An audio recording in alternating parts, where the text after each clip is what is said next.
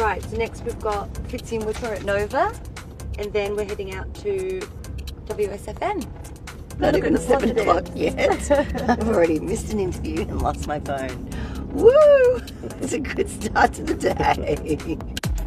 We actually nicknamed this week as the week from hell. And obviously doing that with a newborn is not easy. We have a publicity itinerary that goes for Heidi, I noticed 20 pages.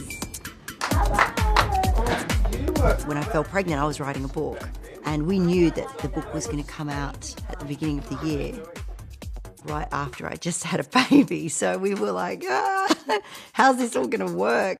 Michelle, please welcome to the show! Oh, Michelle's schedule is absolutely crazy. Maternity leave has not exactly been maternity leave.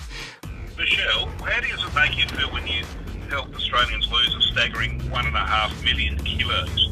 I've always felt like in my own way I was making a difference. The adage is to bite off all you can chew and chew damn hard. And her winning formula is I don't need anybody, I can do it. Yes, I signed every single one of these. In 2015, Michelle made the BRW list of Australia's richest self-made women.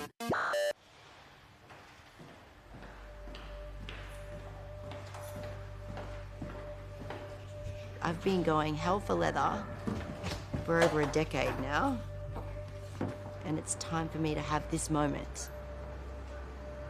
It's been a pretty exhausting day. I've been up since 4:45. Got through about 12 or 13 interviews.